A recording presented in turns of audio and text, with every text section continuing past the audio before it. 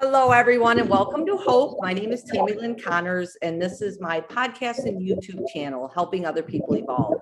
Today, I have the pleasure of having my friend Peyton on here. How are you today, Peyton? Hello, wonderful. How are Good. you? I'm great, thank you. He is in Colorado. And how's the weather in Colorado today? Absolutely gorgeous. Perfect. Yeah, it's like March 1 hit and spring came. Nice. And we're gonna get snow at the end of the week, but right now it's like 62. Very Which is nice. great to hear. Yeah, I bet that's really nice. So just real quick, everyone, what Hope is I started this podcast with a mission and a vision to help other people get through their struggles. So what I do is I interview people that have unfortunately been through a struggle, but thankfully they have gotten to a strength with it. And my vision is just to help somebody be able to walk out their door that day or to get out of bed that day because they heard somebody's story of hope. So today we're going to talk with Peyton. He's had some struggles in life, but through his struggles, he's gotten through his strengths. So I'm excited to chat with you today. Where are you originally from? Originally from Arkansas, Okay. a little bit of Conway, Arkansas, and then Little Rock, Arkansas. Yeah, so that was my origin start in down south in Arkansas. Nice. Now, is that near Hope, Arkansas? It's going to be a little north of Hope. Okay. I just Yeah. know when I drive back and forth across the country, I drive by Hope. So, yeah, Yeah, right. Did you take a picture of it? I Take a did picture? because Yeah, I here's remember that. here's a funny thing about that. I think it's like exit 11 or it's highway 11, exit 31 or something like that. And those are my two sons' birthday dates. So it was just like, and then Hope. I was like, okay. Yeah, Oh, that's so cool. yeah, Wow. yeah. Yeah. So, Yeah. So originally from Arkansas, now in Colorado. Yeah. okay. So let's just, I guess, go back to childhood. What was your childhood like growing up? So it's awesome. First, want to say thank you so much for having me on. Thank And you. with what you're like the scope that you're talking about, like helping people just to take that first step, I think is so powerful. Mhm. And it's like so important. So I just want to commend you on that because the first step is often the most powerful step. And it's like just if you can just keep the steps going afterwards. So my first steps began in childhood, actually at the end of a dirt road in Skunk Hollow. Cool. I guess it would be Skunk Hollow, Arkansas. It's part of Conway, but end of a dirt road on the edge of a lake. I grew up. It was uh, moderate as far as the environment I was in. At home life, that's where and this is why I think it's so powerful. Like the work you're doing, like to help people, allow people to share their stories. Mhm. So mine was I grew up with abuse. So my parents, I'm 43 now, right? So 43. So I'm growing up in the 70s, right? So coming off the backside of the 60s. Um, time was different then, and my experiences as a kid was there was a lot of drug abuse, alcohol abuse, physical abuse, mental abuse that went on in my environment growing up, and primarily from my father. So it was father and grandfather. So those two were kind of my my triggers in life, or my abusers, and it started. The earliest memories are like some. I remember, it's like this Huck Finn setting where I'm out of the lake. It's interesting the work that I've been doing and like trying to tap into memories. Trauma, like it's not available, right? Like these aren't Right. available memories that we just like hang out with whenever you're a trauma victim. You don't just walk around hanging out. They come in, they show up whenever they want to show up, or Yes. like they just show up sporadically. So like recently I've been doing a lot, over the last 4 or 5 years, been doing a lot of work trying to tap into some of those sources of trauma. And so interesting, once you start tapping into that stuff, what you find. But yeah, so coming up now with this, like coming from an abusive household, father was a drug addict and an alcoholic. Our grandfather was a pretty severely racist state trooper. Not pretty, a severely racist South state trooper in Arkansas. So there was a lot of stuff that went on at the breakfast table that was incompatible with my experiences as a kid, because I was going to preschool with and early childhood development with Black kids and Asian kids and Mexican kids and Hispanic kids. And so I would go and stay with my grandparents and have these descriptions of like kids that I'd be at school with. And so it's wild also because depending on how we program kids, like kids are generally programmed at an early age, and but the thing is, like, kids also have a dial, a radar. Like, I had that radar, but like, something is wrong here. Like, this isn't right. Like, this is and that's one thing we cannot underestimate, the power of kids' radars to understand and to pick up on signals where something is wrong, right? So I was picking up on these signals early on, like, whoa, what's going on? And then I had this dad who was like totally out of control. I was severely beaten throughout my entire childhood. And now, with all this being said, I had a mother who was trying like crazy, right? She's a mom in the South in the 70s, 20 something, 70s and 80s. Like, there's not. I mean, we hardly have help for women now. So, you know what I mean? Like, oh yeah, 70s, 80s, so she's trying. She was my inspiration. She was what was my light and allowed me to really like tap into my interests and like she allowed that space. So she did everything she could to protect me and did a damn good job considering like what I know now. Like, shout out to the moms out there doing it, and the dads too, but like, because it goes both ways. In my case, it was my mother who like really like and she was the first one in my family that I saw taking these steps to kind of break these patterns. Like, one of the things I'm on is breaking the patterns, generational patterns that we've all like kind of been programmed into, right? So I saw her like trying to break these patterns and this sort of like this male driven, misogynistic, like patterns that were really developed. I mean, it was just embedded in society at that moment, still embedded, right? So she, I started taking classes, I started working on her career, I saw her trying to, make moves on her own, and we're not trying to, she was doing these things. And so it's like, okay, like and she was extraordinarily talented. Both my parents were talented. Dad just took the wrong move. She was a junior Olympic swimmer, very, very capable person. So she was super strong-willed, super strong physically, emotionally, which it takes to get through that sort of stuff. So yeah, so growing up there, that was kind of my early childhood, growing up in Arkansas. Mom really trying to make it happen, and then having to go through what I went through as a child, right? And so yeah, it's pretty interesting. And at 15, so I was kind of telling you before, at 15 is when like I kind of came, matured, went through puberty, like kind of became a young man. I was going through, and that's when I had kind of finally had enough as a young man. And so I ended up confronting my dad, and like, so I didn't know what I was going to do, but I was like, I mean, it was a full on, like, I was going to try to rip his eyeballs out, I was rage that had built up for my entire childhood that I was, mom broke it up. And I remember, like she was like, I was like, guys, like, I'm done with this. Like, I'm done with you. Like, you got to make a decision, Mom. I love you, but you got to make a decision on this. I'm out. And I had been, I was like pretty gifted with sports and academics, like I've mentioned, and was being recruited by a school in Little Rock Central High School, first school that desegregation occurred. Rock 9, everybody look it up. Very, very important and powerful story about American history. Can I ask a question real quick about that? Is that the one that they have the movie about? There is a movie about it. There's several, actually. There's a little girl. Yes, there absolutely. That's I can't remember her name, but I just wondered if that's what. So that was the quintessential, like, that was the picture with I forget her name too. Entering at that time, the National Guard around.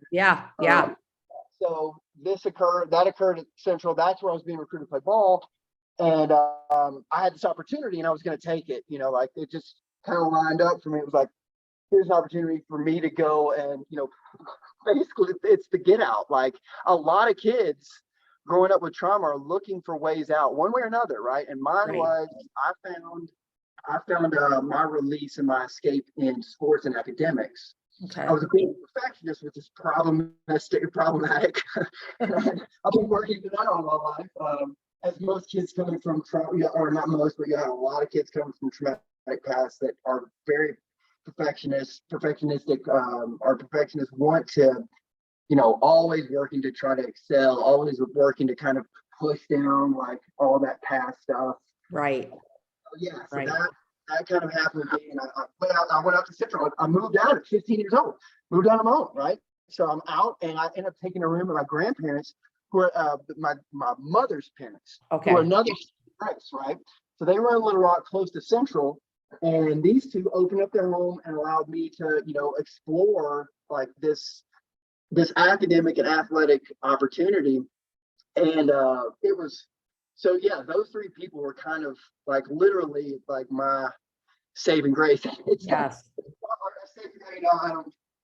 They definitely helped me to like explore, and they gave me that space to say, hey, you're passionate about these things. You want to go. At the time we were still, everybody was like, you got to go to university. So that was something I was going to do, and like, you want to explore this. So here's a space to do it. And, I thrived, thrived during that period of my life. Right. I could, yeah. So that was the earlier years. And then, went to Little Rock Central, played ball. It was an amazing experience, amazing mentorship there. That school is just unreal and remains unreal to this day. How productive it is and how much it helped me. Like that school was just, I can't say enough about my experience at that school, and the teachers and the staff and everybody that was just as involved in like helping the kids that come through those doors. Like, Right. if you want to go for it, they'll help you. So yeah, that was kind of the earlier And years. so what sport did you play? I played basketball. Basketball. Okay. I was a multi-sport. Like growing up, I was multi-athlete. So I did everything. And high school came, and by the time I was up to high school, I was still playing soccer, baseball, basketball, those three sports primarily. I'd already given up football. And then high school came, and I decided to just focus on basketball. Okay. And that's where I got connected with Central. Yeah. Okay. Awesome. Yeah. So I guess big then, athletic background. yeah. And then, I guess, how did you end up in Colorado? So, okay. So I traveled the world. When I went, I left Central and I went to a school, Lake Forest College in Lake Forest, Illinois, Okay. outside of Chicago. It was the only school. So I had my senior year, I'd been recruited by West Point. So I signed started my sophomore year, but by junior year, I'd signed a letter of intent with West Point. It was being recruited by Nebraska University, TCU, Georgia Tech, bunch of pretty solid Division I sports teams. And decided, like, so my grandfather, he was Air Force Air Guard, right? So Air Force, and then retired into Air Guard. I had a cousin who was a SEAL. I had another uncle who was in the Army. So there was some Army background there. So this West Point thing, man, it came up, and they came to me. They found me through AAU, playing summer ball, traveling around the nation. So I was traveling. Okay. At 16, 15, but yeah, so by 15, I got in the car with a friend at 15 years old, got in the car with a friend right around this time when I'm leaving home, right? That summer, I got in the car and went to a tryout in Little Rock Central. That's just how the whole Central thing came about. Got in the car, went and tried out, got on a team called the Arkansas Rebels with Coach Michael Green. And was one of my first mentors. I had mentors before that as well. Coach Whitmore was a major mentor in my earlier adulthood, earlier childhood. He was up through middle school. Coach Whitmore had really, really kept me on path. And then I ran into Coach Green. It wasn't finding, after Coach Whitmore, I had a couple of coaches that were really that I like. Coach Bates was great in junior high, but high school I just wasn't finding the mentorship, right? Right. And so we got into and there wasn't really any AAU programs that were really awesome where I was. So we jumped in the car with Carlos Miller, my brother's or my friend's older brother, Eugene Miller, still friends to this day. Carlos, he's kind of like an older brother to me. Jump in his car, we drove to Central. I show up to the gym, and I'm the only white kid in this gym. And I'm like, oh man, okay, all right, cool. Like this is, like it was just interesting because everybody, all these guys were faster, stronger, better. I was like, okay, I'm in the right place. Like this is where I want to be around people that are better than me, right? So I somehow make my way onto this team. Coach Green picks me, and so we start practicing at Central. And Eugene and I both get on the team. And so Carlos is driving us to practice. Sometimes we get to drive his car. We thought we were really cool to practice 30 minutes from Conway to Little Rock in the summer. And Coach Oliver Fitzpatrick walked into one of our practices and was like, "Hey, where are you playing ball?" And I was like, Conway. I don't know. I was looking at other schools at this time, like try to kind of move out. And he was like, "You can come to Central." And so it kind of worked out where I was like, where am I going to go? I'm walking out of the house here. I'm not going to stay where I am now. I've got to do something. And this all came to fruition. My grandparents were in Little Rock, so I was able to we worked it out where it's like you can go live there and come to Central and play ball, and you can. And he was like, this is a school where Central brings in. I mean, it's just a fantastic program. They bring in schools from all around for academics and for athletics to look at their athletes and their students. Just an amazing academic place. I got on the debate team there, one of the best debate programs in the nation, ran by Miss Cal, still running it today, I think she is. So yeah, I ended up working out where I could go to Central, left Central, went through school, decided my senior year, after I'd signed this letter of intent, that we had gone to the nationals, just 2 different nationals that year. So we played up in basketball, we played up a level on I think it was 18 or 19-year-old, and then we played our level as well. And I played against some future NBA stars there, and we had a future NBA star on our high school team as well, Joe Johnson. So Joe was a sophomore, junior when I was there, and left, and then went on to play for the Arkansas Razorbacks, and then went on to have an illustrious career in the NBA for 20 years. He just back this year, a 40-plus-year-old to the Celtics. Because people were having, he was able to just soup back up and go back and play in the NBA at 40 plus years old, right? Wow. Amazing testimony. So I ran into these other, I ran into Shane Battier, played against Shane Battier that year, who went on to have an amazing career in the NBA. Ron Artest, who is also, had this unbelievable Elton Brand, Stephon Marbury, all these names, right? That were names in the high school element, but I played against these guys and realized okay, these are the next NBA stars. This is I was sure when you're 16, 17 years old and you get to play in these environments, the dream that you're going to the NBA is often still alive. And it was still alive with me at the time. Right. It's I'm playing on this level, this could happen. Then I played against those guys. It was like, ooh, okay, so this is not going to happen. There's 100 guys that get chosen in the whole universe to play at this level. Those 4 right there are part of those 100 guys, right? Right. I'm going to be maybe Europe. I could go play ball in Europe. So then I started questioning early on, is this what I want to do? I'd always played sports. Right. That's all I knew. So doing it automatically. And it was like, hey man, you've got the ability to academically, your scores are amazing. You don't have to go, you're not relying on a scholarship anymore. You can, or just an athletic scholarship, you can get an academic scholarship. So I started thinking, what else do I want to do? And we'd been traveling all over, and I had this bug. So a friend of mine from Central had gone to Lake Forest, and he came back and was like, what are you doing? Where are you playing ball? And I was like, I'm not playing ball. I don't know where I'm going. He said, you need to come up to Lake Forest and check it out. So I go up there, and I was studying Latin at Central, and had gotten really fascinated with the origins of democracy, philosophy, and I also thought mythology and its influence on religion was really interesting. Mm-hmm. So I really kind of got this interest in Greece and the Mediterranean and Africa, North Africa, Middle East.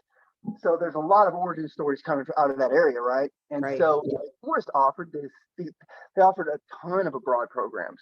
Oh, okay. And they were not just like your run-of-the-mill everyday abroad programs. These were the program in Greece, which I ended up going to.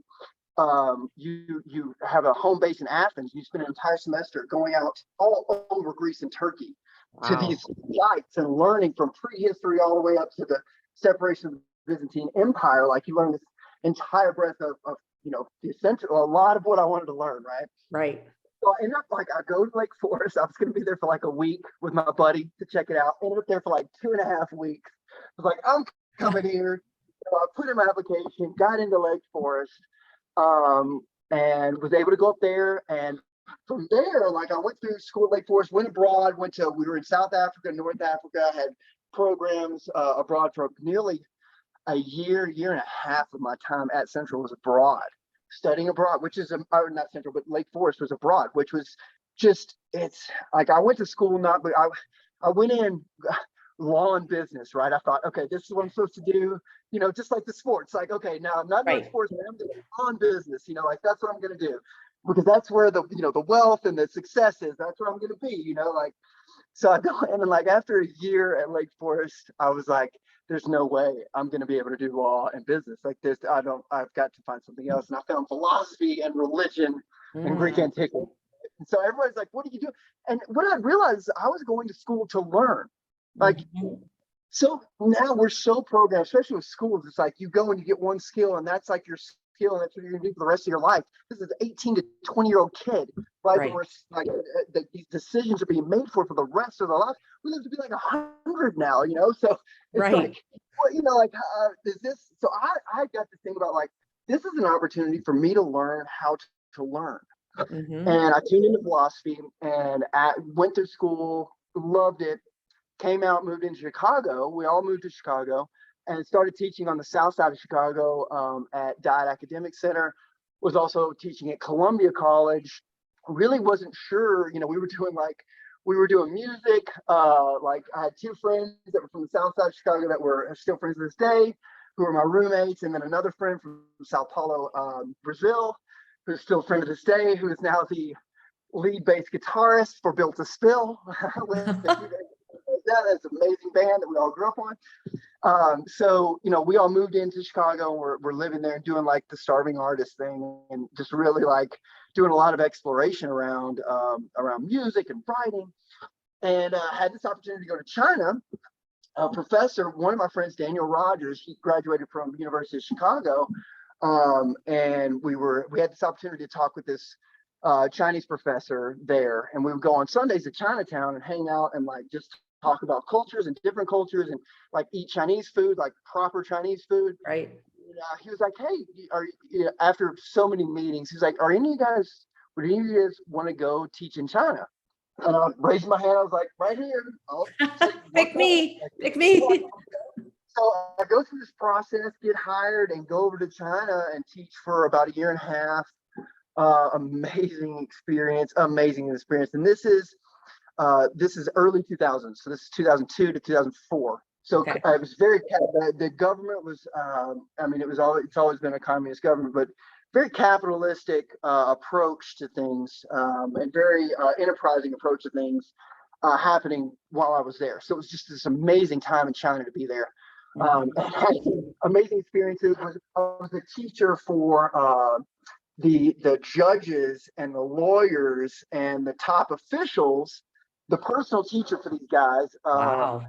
In Guangzhou, in the Guangzhou Huadu district. And so like I had like, it was wild. It was kind of like a rock star thing where you you just can't, if you want to experience what it's like to be a rock star, be a tall white dude teaching the judges in Guangzhou, right? It was free. So I was in China, went through Southeast Asia. I had a summer that I spent all through Southeast Asia traveling totally alone. And a lot of this, like, so you're hearing the story, it's like, wow, oh my God, this is like, this person's got all this stuff. A lot of this was reaction to all the trauma that I'd gone through all my childhood, right? I didn't even realize it.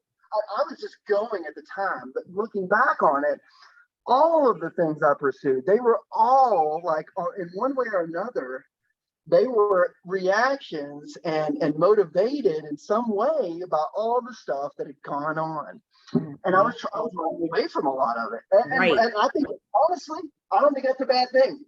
Like, personally, you got to run towards what you want to get in life. You know, you can't spend your whole life looking back. You got to do reflection, you got to do your work, but you got to go towards the things you want to go. You do not hold back. If anybody listening, do not hold back. Run towards your future. Run towards your future. So, you know, I did amazing abroad experiences. Came back. I wanted to write a novel, right? So my first novel, I wanted to write this novel and kind of encapsulate, you know, what I'd gone through and, you know, try to capture some of, you know, what childhood was like and early adolescence was like in the South in the 70s, 80s, and 90s. I hadn't really seen anything. You see all the stuff about the 60s and the peace and love movement. You see about that post movement. You see that stuff, but you don't really like the internet. Like we were there at the advent of the internet, you know, and there when hip hop took the world by storm, and now white kids were listening to black music, and all of our grandparents were freaking out, you know. And I mean, I caught so much hell from so many people all my childhood, growing up in this super white, you know, like white bread part of, you know, the United States in the South. And I was, you know, I was the wigger. I was, oh God, like just all the stuff.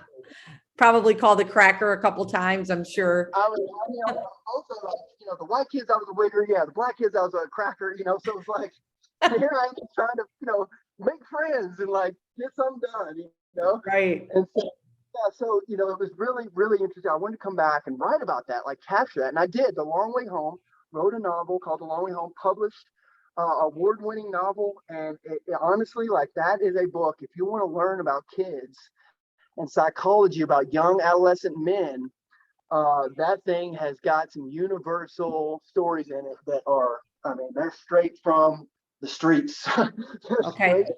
Real quick, Peyton, on that, where can we get that book? Amazon. You can get it anywhere. So you can go to Amazon, The Long Way Home by Peyton Rose. You can get it. It's a fantastic, you know, freshman piece. I mean, not to toot, I'm not patting myself on the back necessarily. I just feel like it's one of those things that, like, a lot of writing, like, you don't aspire to be. I've never aspired to be a writer necessarily. It was kind of it's an affliction, right? You know, like anybody's like, oh, I want to write a book. I can write a book. It's like, oh, good luck with that. Why do you want to? Why are you wishing torture upon yourself? Like, I can agree with that. Like, you don't know what Wait, I lost your sound. Oh, sorry, I lost you. There we go. Okay. You want to be a writer. You want to be anything but a writer. You know? Right. So I wrote that book. I was planning on writing it. Came back to Arkansas. I was in China. Came back to Arkansas. Had not been with my parents. So my mother had remarried when I was 15, 16 to the most amazing man, Don Hensley Jr., who's my stepfather this day. I consider him my father in so many ways. You know, so I met him the first time. I was like, that guy. He is. Yes, you guys are gonna be fine. Like, I felt totally fine leaving because they had started kind of dating and were in a relationship when I was leaving, and it was just so great to see that. And they both came from some past. They both had their own, so they were able to share their own traumas, right?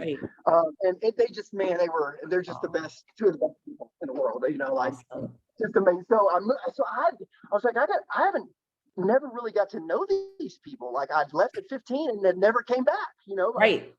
And I'm sure too, just to not to interrupt, but when you say that, because of course you didn't really get to know your mom through all that abuse and stuff, you know.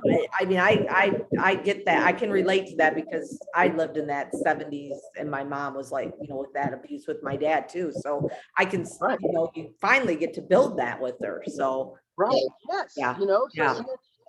And so, and of course, people were like, "What are you doing? Like, you're moving back with your parents?" Like, and you couldn't explain it because it's like, no, guys, like, this isn't because I'm incapable. Like, they have a farm. They bought a farm. It was like this, just amazing. It was like, I want to learn, and it's a real farm. It wasn't just they had cattle and a major chicken operation. And so there was this opportunity to, like, in my 20s to go back and and meet these people, like, Mhm. and Yeah.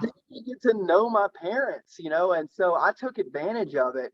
Um, and it was, I mean, one of the biggest growth experiences of my life. I Nice. mean, like all the things I've done, and all the things I do and will do, like that right there was just one of the most powerful times in my life. And so I came back, and we had our own set of events there. We had a tornado that destroyed the place. We had to rebuild the place. Um, all kinds of fun. Also, a lot of fun that was tons of fun. Most of it was fun that was had there. I mean, which was great. Right. Got to come back and have the fun that like you Yeah. wished you had it. When you were 12. Like, Right. so we got to share in so many things. We did a lot of amazing stuff. We got a lot of amazing work done. I wrote this novel while I was out there. I went back to electrical school, became a journeyman electrician, and worked with Don. He had an electrical company, so I learned that trade. I learned trades, and then it kind of everything comes to pass, and it was time for me to kind of move on and move to Little Rock. I met my wife kind of while I was out on the farm. Met back with her. We had actually dated um, in college for 3 years, and so we Okay. came back together, just happenstance. And so we started dating, and then we got together, and we moved to Little Rock, and we were the whole time like all this. While I was out on the farm, I had a great friend I went to school with, went to Georgetown, became a lawyer. Now she's district attorney lawyer. Uh, she was from Utah. So I would go out and we remained friends to this day. Amanda Burnt. So she was out in, she was in Chicago, but she was going out to Utah to ski. And she was like, you ought to come out and do this. I got to try. And I was like, yeah, I've always wanted to ski. I've always wanted to do that. So I started going out to Utah to ski, and was just like, wow, like, I think I want to move out west. I think I Right. want to get out west, like, whoa, this is a whole man. Like, I mean, Arkansas is amazing as far as natural beauty, but then you add the elements of high elevation and like Mhm. massive snowfalls and crazy, weather. You got an entirely new experience. So it was kind of in the back of my mind, and I would go out for like a month at a time, and weeks at a time, weeks and weeks, and we go ski like all over Utah, and it was amazing. And moved into Little Rock, and we had the in 2008 when we had the when the recession hit, Right. the natural gas boom occurred. So we never where we were situated in Arkansas, we never really saw that recession. It went from recession to a boom directly in oil and gas. And I eventually ended up. I lobbied for landowners in the Fayetteville Shell area where my parents were, and was just involved with oil and gas. Ended up back working in that space Okay. after the 2008 recession occurred. And so I'd had a great job working with a company there. And so we were like, Little Rock's great. But we were both like in the back of our head, like, how long do we hang? And both of us, Colorado was calling for both of us Okay. individually, right? So we Right. both and I almost moved out to Colorado once as well. Almost moved out here in my 20s, and then whatever pulled me back. So I was in a wreck. I was in a head-on collision in 2016 that nearly killed me. And I mean, I've been an operator for, nearly 15 years at that point, 20 years at that point. And all of a sudden I had to, I went to the hospital, nearly died on the way to the hospital. Had to, like I was telling you a little bit before, I had to relearn how to breathe. Lungs were collapsed, lost a lot of it. They had to pull intestines out. I had 2 emergency surgeries in the hospital to save my life twice. Came out with an ostomy bag that I had to wear for 10 months. Mm. Had to go back. Came out with all of from here down to below my belly button was just one gaping hole that had to heal from the inside out, because they decided they couldn't sew me up because it kept going. I kept having complications, kept getting septic. So they were like, we're just gonna let this heal from the inside out. And so there was 3 years. I mean, I've gone from like this strong, really, really strong, totally capable person overnight, went from 220 pounds of raw strength working in an oil rig to 160 pounds of deflated nothing, atrophied, And Wow. so entirely new learning process. It hurled me into deep, deep depression. It was horrible. I mean, talk about walking through the void and stepping up to the void, the dark night of the soul, right? Like it was horrific for 3 years. And I worked through it. Like I learned, I started gathering tools that would allow me to kind of walk through it. And it was not easy. I mean, not until I really feel like, not until I got to Colorado did I really make the switch and really, really start stepping into, what I wanted to do or who I wanted to become again. But yeah, so what occurred, I got fired in the hospital while I'm in the hospital. My wife was, we just bought this gorgeous house. I was making tons of, good money in the oil field. But it's hard work, man. And these people that like, a place will always be on heart for everybody that works in that industry, because these are some of the hardest working people you've ever known. And they're doing it because it helps them give their families lives that they couldn't have otherwise. And so, and that's one of the, like, that is part of the American dream. I'm not going to so big shout out. But what happens if you lose that, and you become accustomed to being able to you're doing it. Sure. We had a great, just a great life, and all of a sudden it was completely ripped out from beneath me, and I couldn't operate. I couldn't lift anything. Doctor was like, "You're never going to be able to lift anything above your head again. 40 pounds. You're never going to be able to do the things that you were able to do before. I'm not the way you were able to do. No way." He's like, "It's lucky that it's a miracle you're even here. Like if you weren't as strong as you were, you'd be dead as the guy you watched die that night." The other person in the other car, I tried to revive, and he died in front of me. And so another very traumatic experience. Exactly. Oh man, talk about some and I didn't even, what's crazy about this stuff? Like depression, trauma, these things, I didn't even think that any of that stuff related to me until my late 30s. We don't, for men, the tools and the resources to help men deal with the depression and with early lifehood trauma, because there's a lot of men that deal with early lifehood trauma.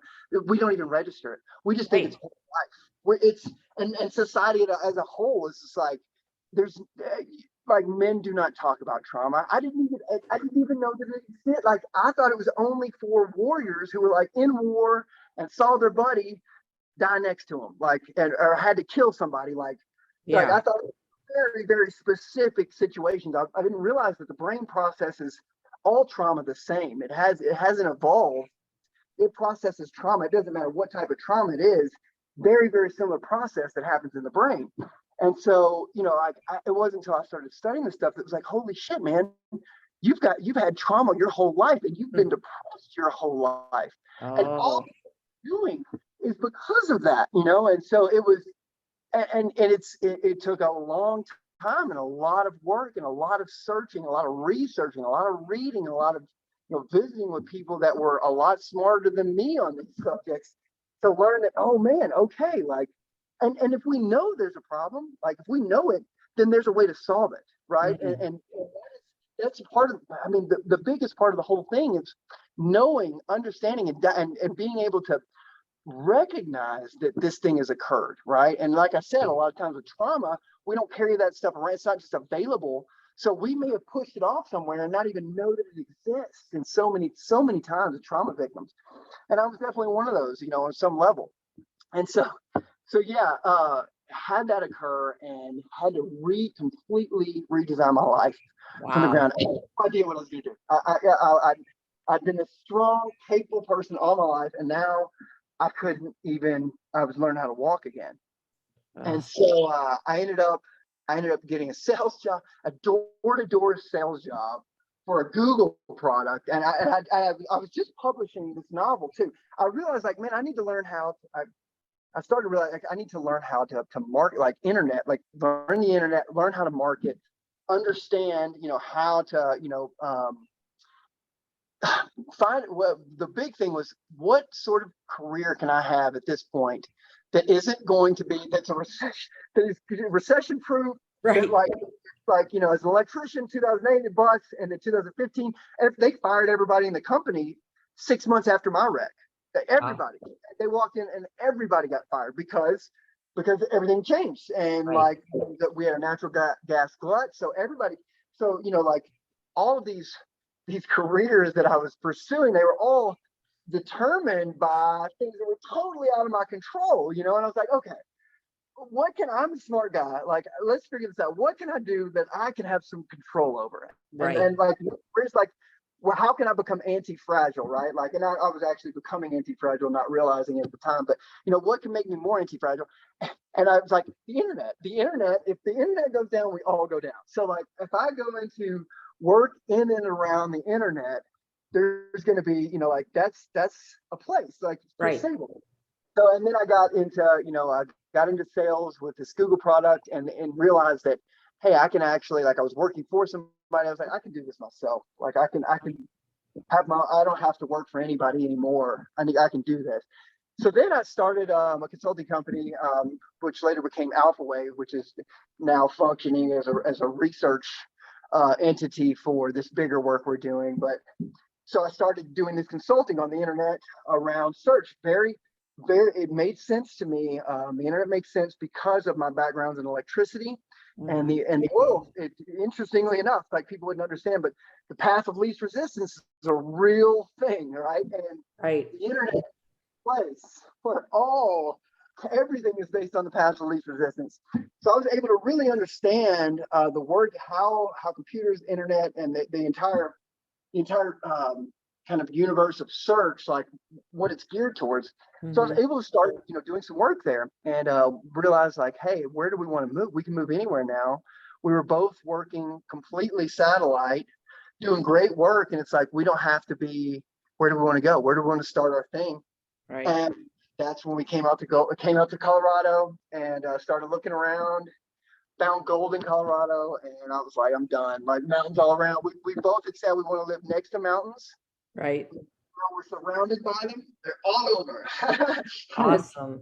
So that's how, that long story, but that's how I ended up out here in Colorado. Yeah. Can I want to reflect back just a little bit here. When you were talking, because this is something that I really like to focus on, is men and mental health. I know that, I mean, I know women, but women are different. We express, it's okay for us. Where I feel like men, like you said, you somewhere, somehow, it's always been programmed. Keep it to yourself. It's okay. You don't have to express yourself, you know, all that. And then, like you said, you keep it all bottled up. And then one day it's like, wait, I have all these traumas, all these things, and I don't know what to do or anything like that. So maybe we could just talk just a little bit about how important it is with that. So, okay. Yeah. And this is something that like, I would love to eradicate and would love to help in any way I can to eradicate this assumption that men are okay. And that men shouldn't be discussing what has happened to them, what's happening to them. But it's hard. It's really hard because there aren't resources. That's just a flat out truth. They weren't like, from what I'm understanding, depression in men hasn't really even been considered by science until the last 30 years. Like, and it's still like, when it was first introduced, it's like, I mean, PTSD like wasn't even if you go back and look at the history of the psychological developments or conditions, you know, conditionings that have happened to men throughout the course of modern history, so many, and for women too, but let's not be, but you know, like for humans in general, most of this stuff wasn't even, I mean, like they were still like, in the 50s, they were still saying that incest was a good thing. You know what I mean? Like, that's for real. That was a scientific papers released by like the American Psychological Association. I could be quoted wrong on that, but these are like, it was one of the larger national. So what I'm getting at is, so many of these things have not even, like, we're just now starting to hit the tip of the iceberg on like what is going on with men. And here's the biggest thing. This is the thing that makes me crazy. I have to walk myself back. Is that, you know, that concept that societal conditioned concept that like it is okay to be a man and be an asshole. Right. And it's okay to like to push things down, it's necessary to not talk about like what you've been through. I mean, it's required for you not to open up about what's happening to you at home or what has happened to you at home or anywhere else. Right. In the therapist's room, you know what I mean? As we look at the in the church, right? In the church, when you're in confession, like you don't talk about, you push away and totally deprogram that any of this stuff even happened to you, right? Right. So we go through our lives as men, like don't talk about that, right? And that is, and here's the thing, it's this whole thing about like not being manly. I'll put myself up against anybody when it comes to toughness, anybody. And you can call me what you want. People can call me what they want, but I will go head to head with anybody when it comes to let's see who's tough. And what I can say is tough men talk about what's going on. The toughest men talk about what's going on. The toughest men can open up and talk about and communicate what has happened to them. And the toughest men have to go and really do the work.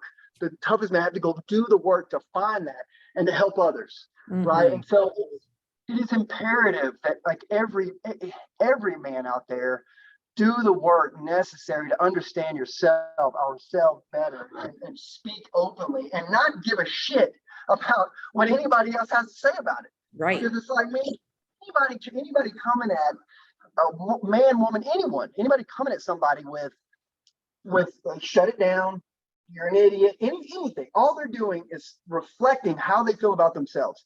So if you're talking through your thing and somebody's trying to shut you down or somebody's trying to put you down, that is not about you. That is them not doing their work. They are now trying to put you in that box, keep you quiet so that they can have their little control of their little micro universe where they've decided that they're okay, but really they're not.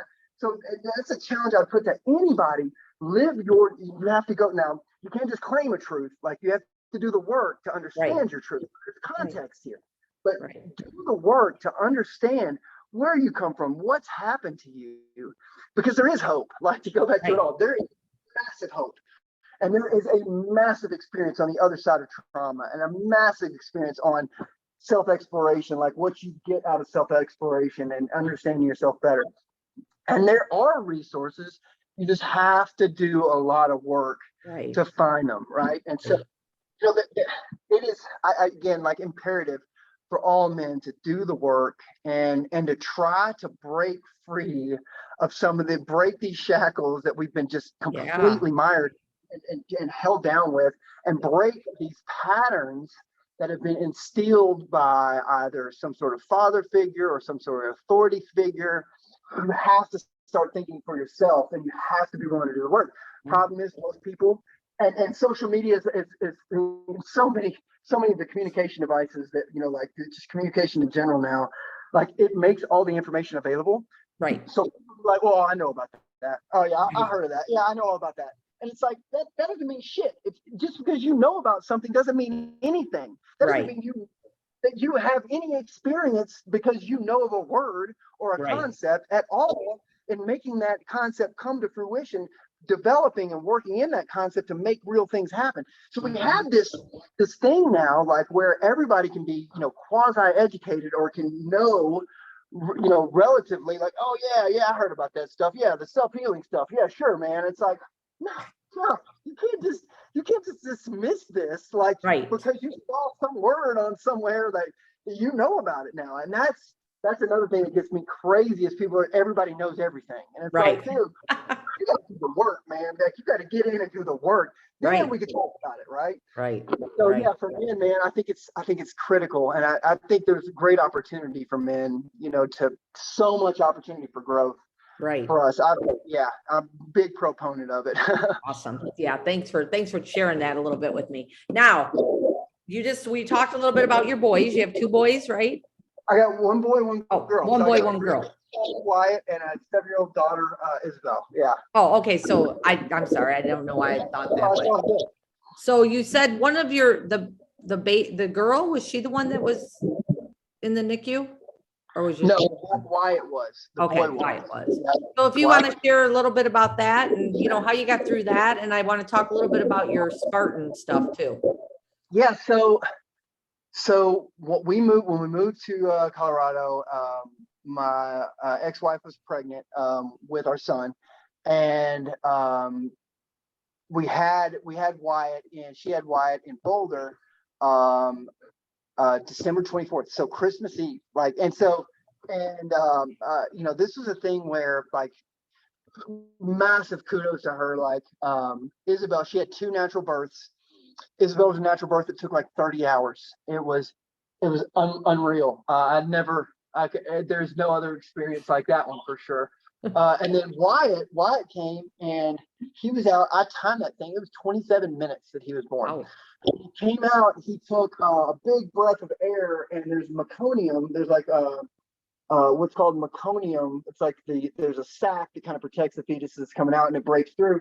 And that's where so what he had was what he got was meconium aspiration. He came out, boom, popped out, and went limp, took one breath and went limp, no crying. And my dad instincts kicked in, and I was just something's wrong here. What's going on? And everybody was basking in the joy of birth.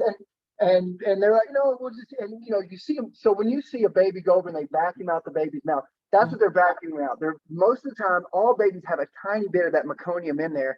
They just suck it out, and boom, you're back to you're on with life. Mm-hmm. Wyatt was non-responsive, 0 response. And in moments, they were we got to get upstairs to the ICU. And so, and pretty quickly, they realized, the operator, there was this meconium aspiration, and possibly meconium asphyxiation, which is where they breathe in a big punch of that, and it just sucks in. So that's all of the excrement, right? That's protecting that amniotic fluid, that's all being protected. The meconium is the excremental fluid that the baby's processing. So that just totally coated his lungs. Bam. And it was all the stuff I was saying, of all the things that I'd been through, there was nothing like what I was seeing and what I was going through at that moment. And I said, so he went into the ICU, and our daughter was downstairs, with one of the doulas, and I'm up in the ICU. Ashley's down in the room, and she bounced back very quickly. It's the mom instincts also, something Right. that she bounced back was up, and they ended up. So we were in. I was upstairs with him, and I'll never, those images are just implanted. I'll never lose them. And now I have appreciation for them beyond anything that I didn't know appreciate. There are times, so I do a lot of mountain running now, right? And there are times on the mountain that I'll be running, and I'll get these visions of that time, and who my son's becoming and who my family's becoming. And I'll just stop and just let it come out, just sobbing out of the top of the mountain, just it's all coming out. It's so healing. That's another thing, men cry. Right. Cry, man, cry, because it is so healing. You want to be tough? Cry heavy. Go out to the middle of nowhere and go heavy with it. And you are going to experience the cleansing unlike anything. So so I'll be that. That was, I was holding his, he had his little hand. I had my finger in his little hand, and he was in this. This operator was working on him, and they were having to pump oxygen to him. And we ended up, he got med flown to the NICU and Anschutz.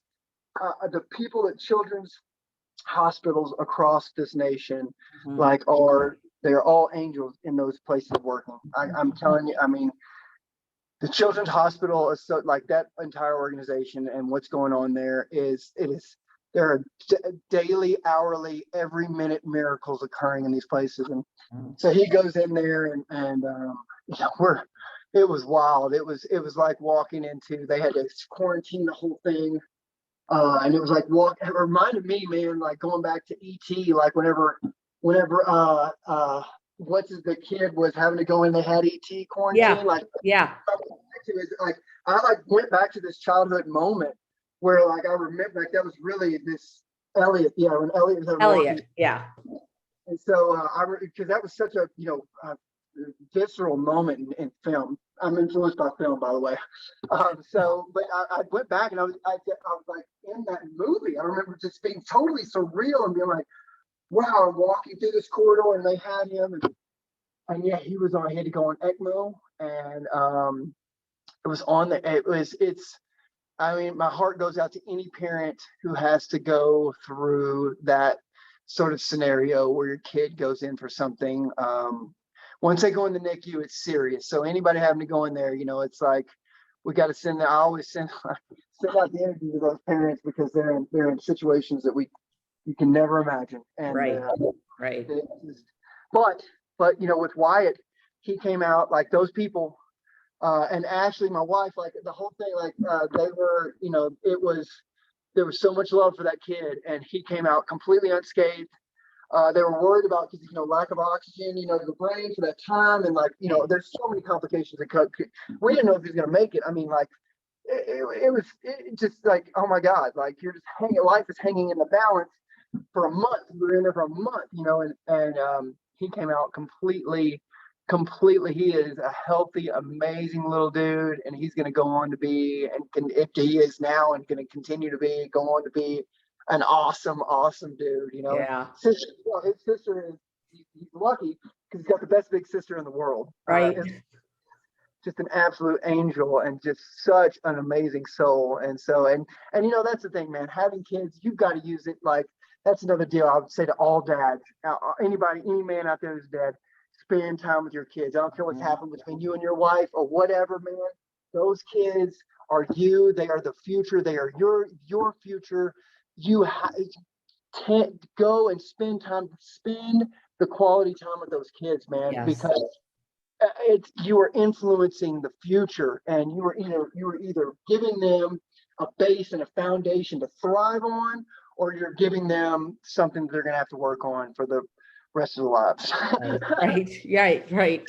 Yeah, that's awesome. Well, thank God that he was good and everything's good with him. You have like, when you talk about somebody that's had a story, when we first started talking today, just so everybody knows, I only know Peyton from my friend Glenn Murray, and that he wrote in the book, Lessons for a Little Boy.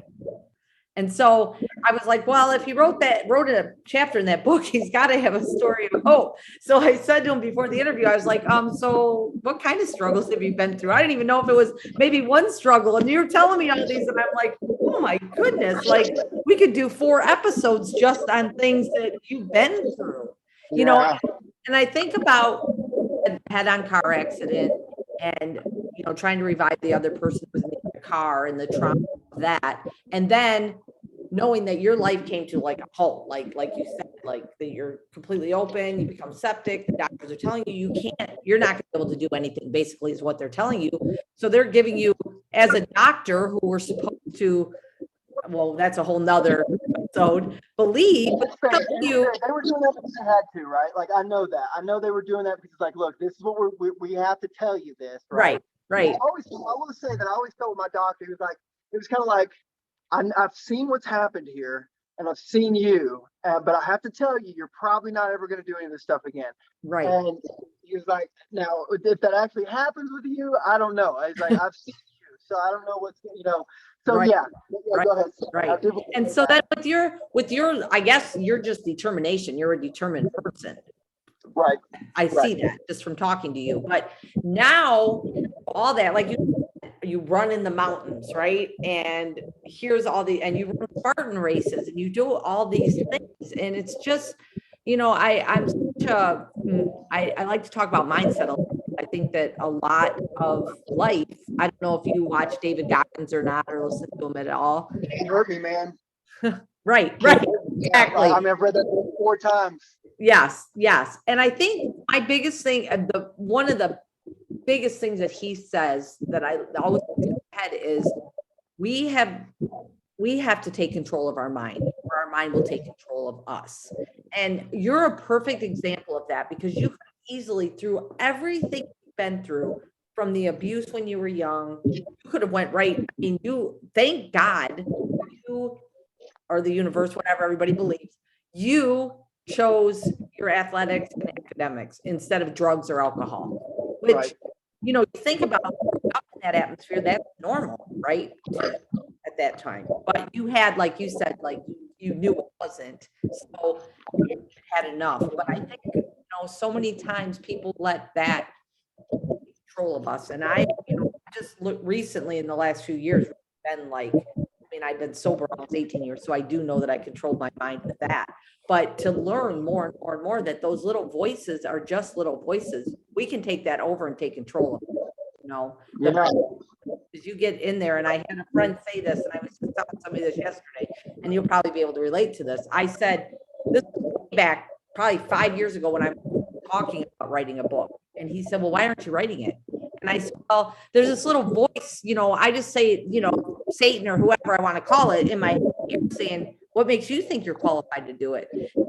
Right. The problem, that little voice might be talking in your head, but you're allowing it. And I was like, oh, you're right. And then I listened to Goggins shortly after that, and I was like, oh yeah. So I just, I think you're amazing. I can't wait to get to know you more. And I'm a book. You want to hold that book up real quick? Yes. The Yeah. Little Boy is an amazing book. A number of authors, well-lived authors in this book, produced by Jamie Gill. Definitely something to check out. And one of the things I wanted, before we go, because I know we're running out of time here, one of the things I kind of wanted to touch on, and it goes back to the because this is the most important thing. If anybody's going to leave here with anything from me on this day, you mentioned it: growth mindset, Carol Dweck, right? Mel Robbins, 5-second rule. David Goggins, Can't Hurt Me. I can go on about the list of books and authors and researchers. Charles Duhigg, Power of Habit. James Clear, Atomic Habits. So the first step, right? This is the one thing that can help, that helped me, that started it all, because I've been in and out of depression. And you don't leave depression, you don't just heal from any of this stuff. Right. But the one thing that I would challenge everybody to do is, as Charles Duhigg calls it, it's the Keystone Habit. David Goggins, he's talking about callousing the mind, right? He wants you to callous the mind. That's what you're referring to. So it's callousing the mind so that you gain control. Mel Robbins, it's a 5-second rule. You 5, 4, 3, 2, 1. Do it so that the mind doesn't have an ability to capture you, right? Right. Charles Duhigg about triggers and your responses. Same thing with James Clear. So what I found to be the most powerful thing that could ever happen is establishing one habit, one solid good habit to replace a bad habit. Tiny on the micro level, taking that one step, right? So it all comes back to our habits, because motivation is not always going to be there. Confidence is not always going to be there. All these good feeling things, all these dopamine firing, serotonin firing things are not going to be there. And so Right. what do we fall back to as defaults? What are our default mechanisms that we operate on, right? And what I found is, if you can establish habits, and they're painful quite often, the good ones are painful in the beginning and they're hard to maintain, right? But if you can establish them, and it's not about time, it's about repetition. So how many times it's not a month or a year, it's how many times does it take for you biologically, you personally, for this habit to establish, right? But if you can find the one habit, anybody listen to this, find the one habit that you can replace. It's a bad habit now with a good one that's positive. Mm-hmm. And still make it a habit. Go through it. And what will happen if you make that one positive habit, a domino effect is going to occur in so many places in your life, outward in your life. So many things are going to change. And it comes from one single habit. And that's usually the toughest. That's usually the hardest thing to do, is establishing that one habit, getting rid of that one bad habit, because it's usually one keystone bad habit, one bad habit: drinking, eating, whatever it may be, right? Mm-hmm. Over shopping, whatever it is. If you can replace that one habit with something else, your entire world can change. And it's slow, but I would challenge everyone listening to this, like, find your habit, find that one thing that you can do. And a habit isn't the action. I'm not in the habit of running. That's not a habit. A habit is putting on my shoes to run, right? So everybody needs to learn what habits are. Like there aren't painful, like the reason why smoking, like people have that habit, it's not the actual breathing in the smoke that's the habit. It's all the actions around Right. the action. It's not actually drinking, consuming the liquor that's the habit, or eating the food that's a habit. It's all the stuff that's around that are creating the habits. And this is just the response that you're getting. This is what you're doing, and the reward, the short-term reward you were getting is, drunk or high or just feeling satiated from food, or like you've shopped it out, right? So you find that one little thing. Maybe for me, it was always putting my shoes next to the door. And when I put the kids down and came down the stairs, my shoes were right there. And once I saw them, once I got to those shoes, I had to put them on. And once those shoes are on, the mechanism started, and I'm out the door.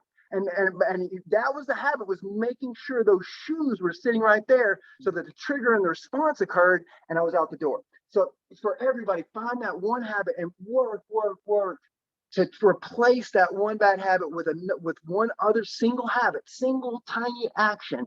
Shoes next to the door, keys next to the door, dog's leash, right? Whatever it is, something that's going to trigger, okay, I'm going to do this now, right?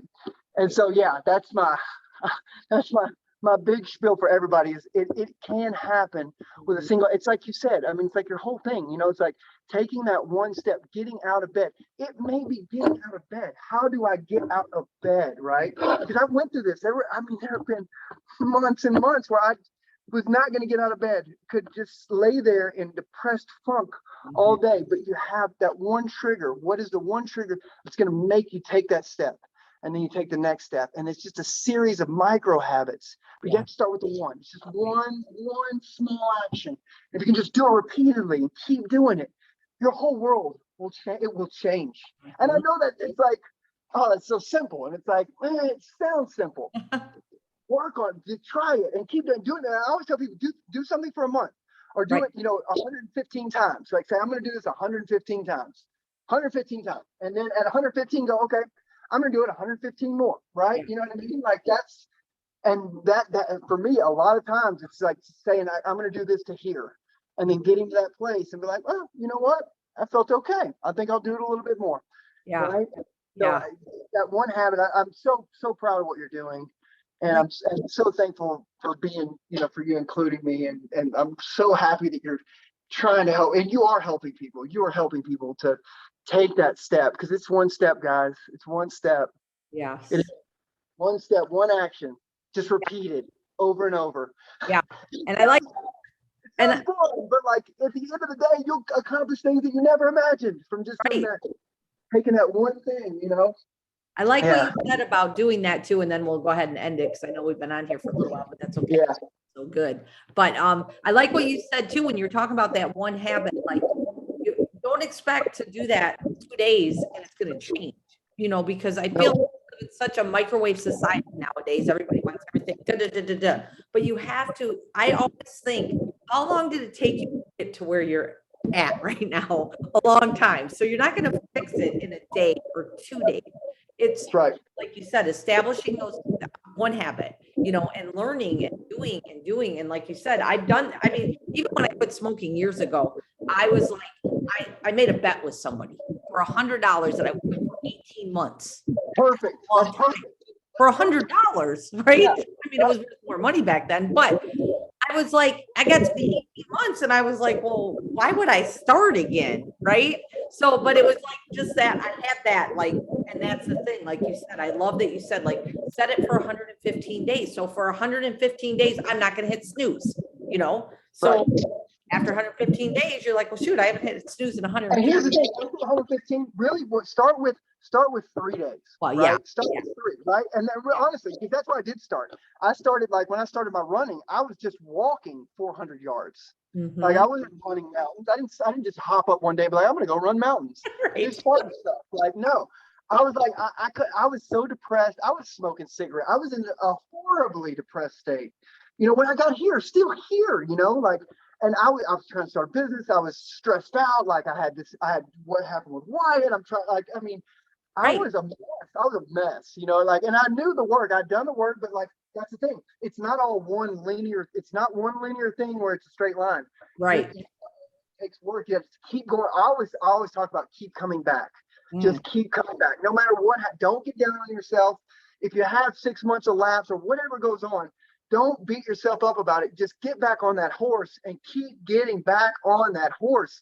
Keep standing up. You get knocked down 9 times, stand up 10. yes. And it will click. It does happen. But like, and that for me, where I started was walking 400 yards, just walking that 400 yards, right? So it Right. set the alarm for 3 days. Do it for 3 days. Right. Essentially, once you get to that, be like, man, okay, I'm going to do it for 5. I'm going to do it for 10. And then it will be like, I'm going to do this for a whole year. I'm going to do this for a whole year, right? Or 6 months. But once you get into that zone, man, Yeah. what power. You know it. You know what I'm talking about. Oh, Like, yeah, I do. it's amazing. Awesome. Awesome. All right. Well, Peyton, thank you so much. I always tell people I like to visit again, like in 6 months or just to see where people are at. And I'm Please excited do. about your Please book, do. both your books. I'm really excited about The Long Way Home. I'm really excited about that book. Yeah, it's one. It is. I would appreciate your feedback on it. I think it's, as a good freshman attempt as far as writing goes, but like that book, to me, it really pulled the can of the top off of a lot of things that young men were going through. Same thing with Lessons from a Little Boy. It's a phenomenal piece that Yeah. is a tool. I consider it a tool. I consider that book a tool Awesome. for helping out young men, for helping out anybody who is involved with young men, for Yeah. sure. Yeah. Awesome. I'm going to order that one. I'm going to send that to my son today. Oh yeah, that's so good. I love that. Absolutely. That's thank you for the support. Thank you. So anyways, everybody, thank you so much for coming on Hope today. I cannot wait for, you guys to hear this story. It was amazing. And Peyton, I hope you have an amazing day and we'll chat soon. Okay. Yes, ma'am. Thank you so much, Miss Tammy. Thank you so much. Have a great one. You too. Bye-bye.